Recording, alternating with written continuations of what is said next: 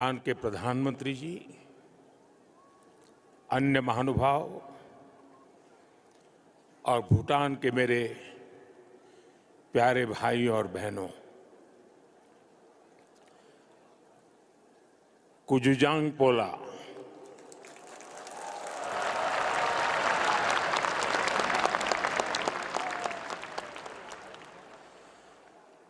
आज का दिन भूटान के लिए, भूटान के राज परिवार के लिए और विश्व शांति में विश्वास रखने वाले सभी लोगों के लिए बहुत अहम है। सदियों से भारत और भूटान का संबंध बहुत ही गहन, आत्मीय और सांस्कृतिक नाता रहा है और इसलिए इस महत्वपूर्ण अवसर पर शामिल होना भारत का और मेरा कमिटमेंट था। लेकिन आज मैं यहां बहुत भारी मन से आया हूं।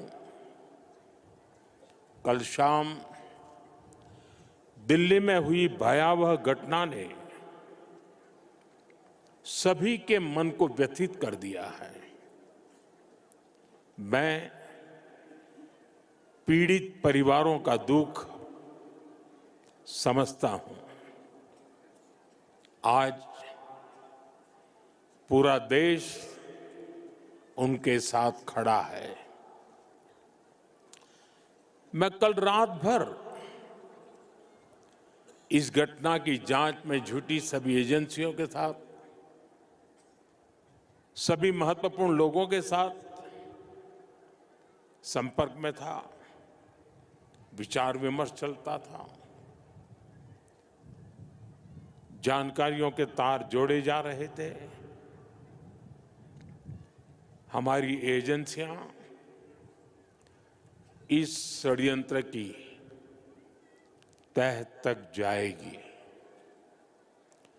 इसके पीछे के षड्यंत्रकारियों को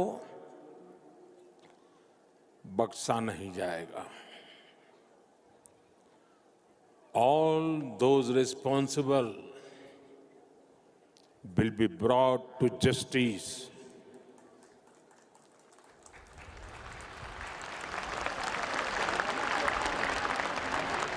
साथियों, आज यहां एक तरफ गुरु पद्म संभव के आशीर्वाद के साथ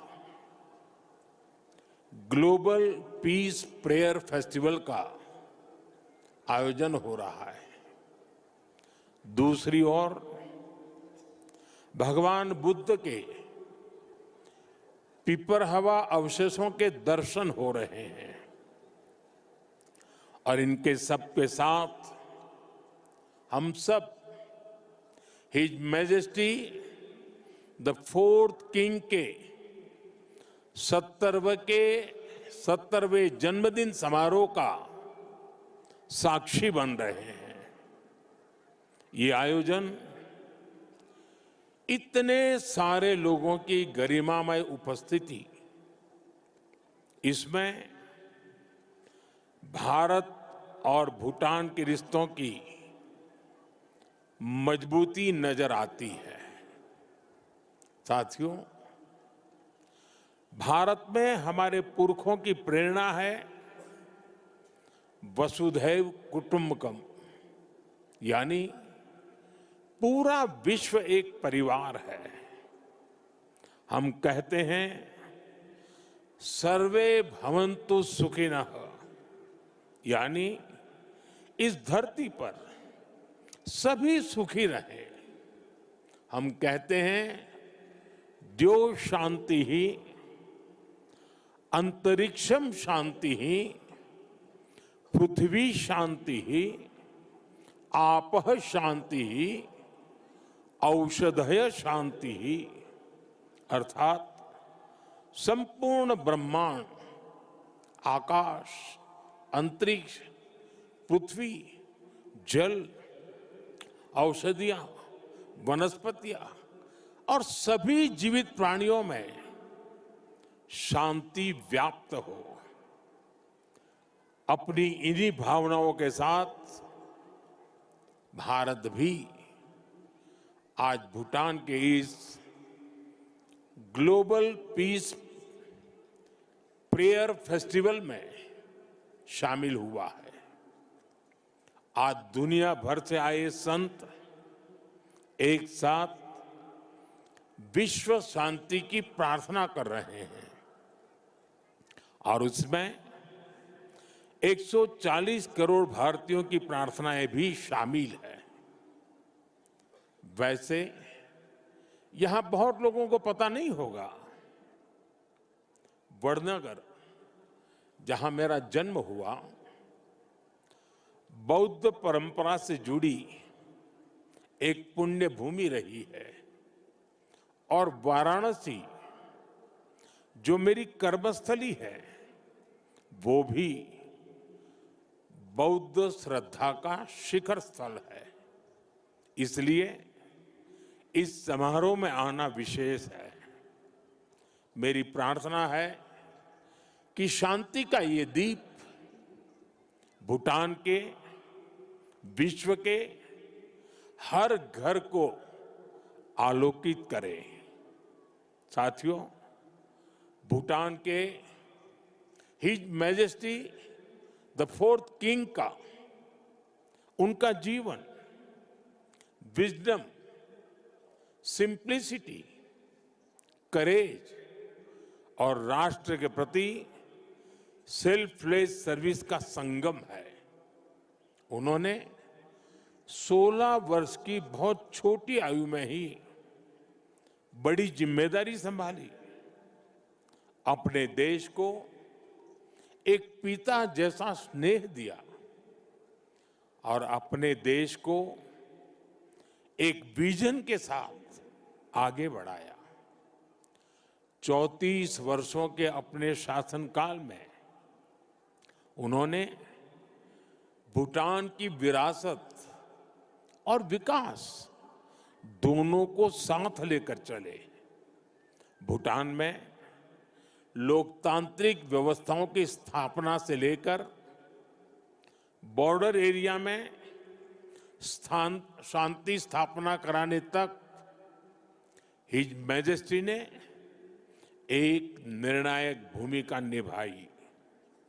आपने ग्रॉस नेशनल हैप्पीनेस का जो विचार दिया है, वो आज पूरी दुनिया में ग्रोथ को डिफाइन करने का एक अहम पैरामीटर बन चुका है।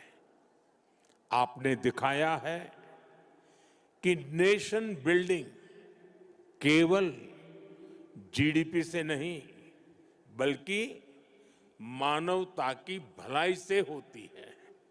साथियों, भारत और भूटान की फ्रेंडशिप को मजबूती देने में भी उनका बहुत बड़ा योगदान रहा है। आपने जो नींव रखी है, उस पर हम दोनों देशों की मित्रता निरंतर फल फूल रही है। मैं सभी भारतीयों की तरफ से हिज मैजेस्टी को अनेक अनेक शुभकामनाएं देता हूं और उनके बेहतर स्वास्थ्य और दीर्घायु होने की कामना करता हूं। साथियों, भारत और भूटान सिर्फ सीमाओं से नहीं, संस्कृतियों से भी जुड़े हैं। हमारा रिश्ता वैल्यूज का है, इमोशंस का है, पीस का है, प्रोग्रेस का है।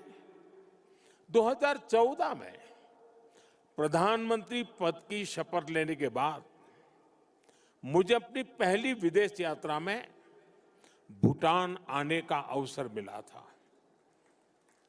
मैं आज भी उस यात्रा को याद करता हूं तो मन भावनाओं से भर जाता है।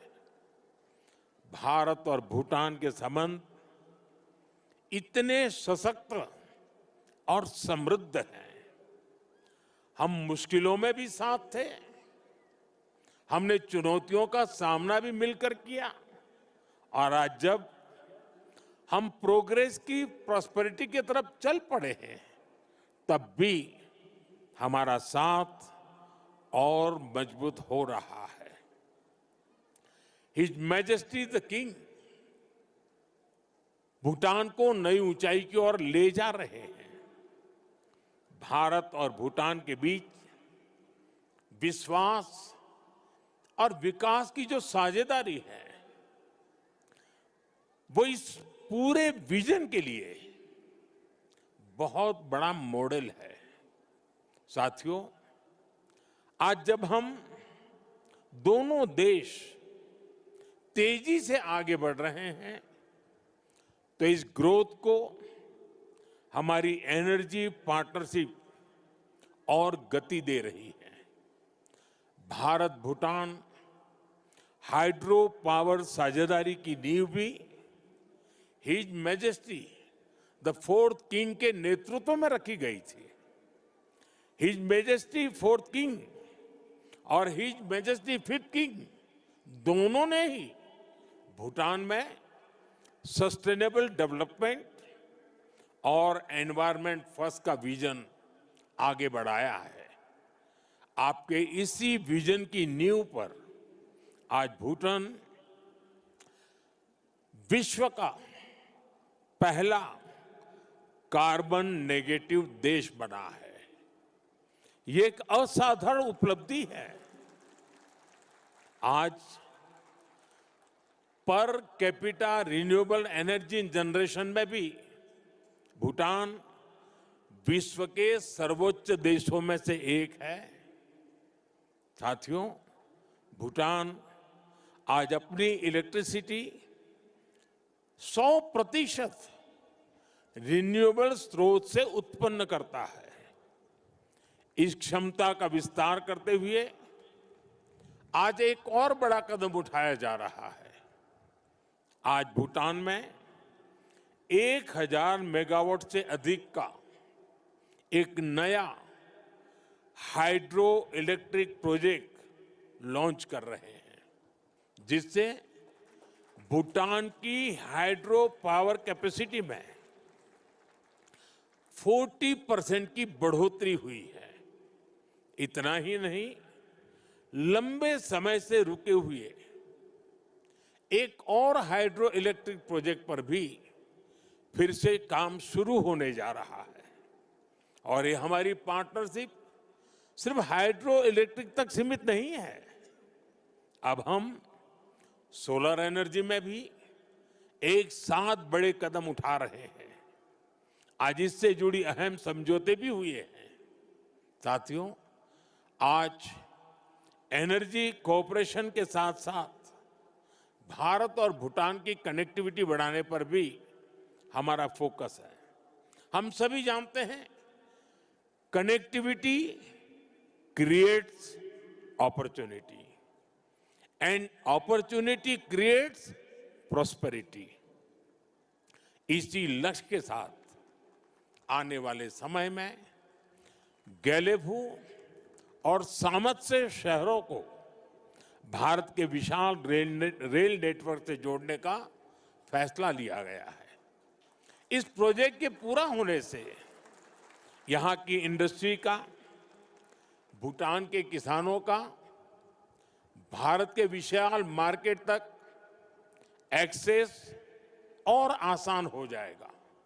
साथियों, रेल और रोड कनेक्टिविटी, इसके साथ साथ हम बॉर्डर इंफ्रास्ट्रक्चर पर भी तेजी से आगे बढ़ रहे हैं। हिज मैजेस्टी ने जिस गैलेफू माइंडफुलनेस सिटी के विजन पर काम शुरू किया है, भारत उसके लिए भी हर संभव सहयोग कर रहा है। मैं आज इस मंच से एक और महत्वपूर्ण घोषणा कर रहा हूं। आने वाले समय में भारत गैलेफू के पास इमिग्रेशन चेक पॉइंट भी बनाने जा रहा है, ताकि यहां आने वाले विजिटर्स और इन्वेस्टर्स को इससे और सुविधा मिल सके। साथियों, भारत और भूटान की प्रगति और समृद्धि एक दूसरे से जुड़े हुए हैं और इसी भावना से भारत सरकार ने पिछले वर्ष भूटान के 5 ईयर प्लान के लिए 10,000 करोड़ रुपीस सहयोग की घोषणा की थी। ये फंड रोड से लेकर एग्रीकल्चर तक, फाइनेंस से लेकर हेल्थ केयर तक, ऐसे हर सेक्टर में उपयोग हो रहा है, जिससे भूटान के नागरिकों की ईज ऑफ लिविंग बढ़ रही है।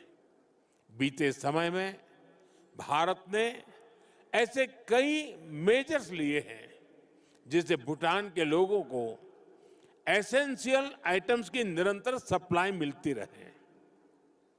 और अब तो यहां यूपीआई पेमेंट्स की सुविधा का भी विस्तार हो रहा है। हम इस दिशा में भी काम कर रहे हैं कि भूटान के नागरिकों को भी भारत आने पर यूपीआई सुविधा मिले। साथियों, भारत और भूटान के बीच की इस मजबूत पार्टनरशिप का सबसे ज्यादा फायदा हमारे यूथ को हो रहा है। His majesty national service voluntary service और इनोवेशन को लेकर बेहतरीन काम कर रहे हैं और हिज मैजेस्टी का यूथ को एम्पावर करने का जो विजन है, उन्हें टेक एनेबल बनाने की जो सोच है, उससे भूटान का युवा बहुत बड़े लेवल पर इंस्पायर हो रहा है। Education, innovation, skill development, sports, space, culture, ऐसे अनेक सेक्टर्स पे भारत भूटान के युवाओं के बीच सहयोग बढ़ रहा है। आज हमारे युवा साथ मिलकर एक सैटेलाइट भी बना रहे हैं। भारत और भूटान दोनों के लिए यह बहुत महत्वपूर्ण अचीवमेंट है। साथियों, भारत और भूटान के संबंधों की एक बड़ी शक्ति हमारे लोगों के बीच का आत्मिक संबंध है। 2 महीने पहले भारत के राजगीर में रॉयल बोटानिस्ट टेम्पल का उद्घाटन हुआ है। अब इस प्रयास का भारत के अन्य हिस्सों में भी विस्तार हो रहा है। भूटान के लोगों की इच्छा थी कि वाराणसी में भूटानी टेम्पल और गेस्ट हाउस बने। इसके लिए भारत सरकार आवश्यक लैंड उपलब्ध करा रही है। इन टेम्पल्स के द्वारा अपने बहुमूल्य और ऐतिहासिक संबंधों को, सांस्कृतिक संबंधों को और सुदृढ़ बना रहे हैं। साथियों, मेरी कामना है भारत और भूटान पीस, प्रॉस्पेरिटी और शेयर्ड प्रोग्रेस के रास्ते पर ऐसे ही चलते रहे। भगवान बुद्ध और गुरु रिनपोछे का आशीर्वाद हम दोनों देशों पर बना रहे। आप सभी का फिर से बहुत बहुत आभार। धन्यवाद।